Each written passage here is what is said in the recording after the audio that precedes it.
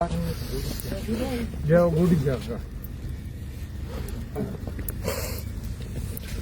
الله الرحمن الرحیم. تاسو وینئ د موږ مرګري د کوم سپوی د اپر بوډې وره یې د سرونو باندې پرتا دو په دا وره کې د دغزونه لوړل او هغه ته مختلفو علاقو پورې تکم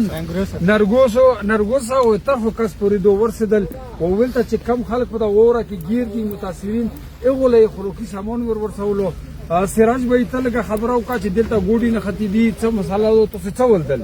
استوجي دلته خو دغه مخه چې کم ګوډي و ټیټ ګوډي دغه ته ډېر تکلیف و نشول خطر یې غم خه چې کمر خطري و غر کوزیدای نشول چې کوم څه چنجونه وو هغه وروته بیا لګل یار بلا سو پاکړه یو ګوډل تل بدلای و هم په کار وخه جاولو نو دا غینې وینو یې چې یار وس کولو شو لا ګوډي وروته ول د خلکو څه خروقي هغه مشمون دي زنو نام مشمون ایت بندوباس نو موږ چې دا کم فاروق ورولو دومره وته خوشحال شول کنه چې ویل چې موږ خو ایت بندوباس نه وته په پیره پیرام کړه چې دا مر ورسولو اوس دا لار فرض کا هغه دو کنه یو خدای چې دار وغلل کنه مخکې نور متاثرین دي هغه د باغه کې وره کې نه ختی وی څه پوزیشن دی دا پوزیشن یې هغه نشیر پلای استوجي هغه نشیر پلای څنګه چې تنرګوس تر کوم ګوډي خطر یار خطر وبکایا نشیر خطای ای خروج به دغه څه بندوباس وی دی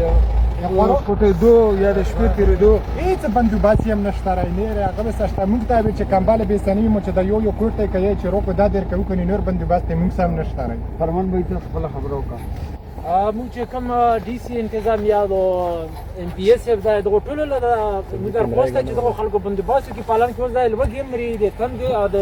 یخنین امري او د زنانه روغلي نوستي دي هیڅ انتظامات هیڅ بندوباست هم نشته. کلام کې دا ویل کې وګوره په سره باندې وره پراتی دا لور ورو کې یو خو د بشکارول شملې مطلب د یخنی بندوباست نو دا بندوباست نه کیږي. و دا ګوډي وګوره تاسو مزه روان دي خولي روان دي چې کوم دا ګوډي هغه پاسو دي ولور دي دغه له ټریکټر ضرورت دی چې دا لوډ ولا سو پاکي دا ګوډي ونه باسي مشمون دي زنانه دي دا پکې مري اسه مړي څو وخت خبره وکړه تعالی کوتاره وي تقریبا 15 دونه کوتاره پراتی وي چې نه مړي وي یخنه نه مړي وي نو چې دغه خلکو بندوباست ونشي دا ټیک ټاک سبوي پر ټوله مري او بل په هنګامي بنیاد باندې چې څومره انتظامیات او څومره مخیر حضرات دي که لوکل خلک دي که دغه یې مدد په نکړو ویلرو نغلل نو ډېر زیات مړي به پکې وشي ځکه کنه چې شپه په شپه چې اوس 2-3 غنټې نوره وورېږي دغه یې ننګروسې ولې چړوي باندو یو ټیکټر دلته دومره نشته چې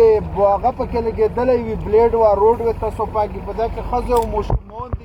خواروک هیڅ بندوبست نشته تر دا پورې چې لرګیم ټور وورې لاندې کړل یې ورته بلېدون نو هیڅ طریقه هم نه کېږي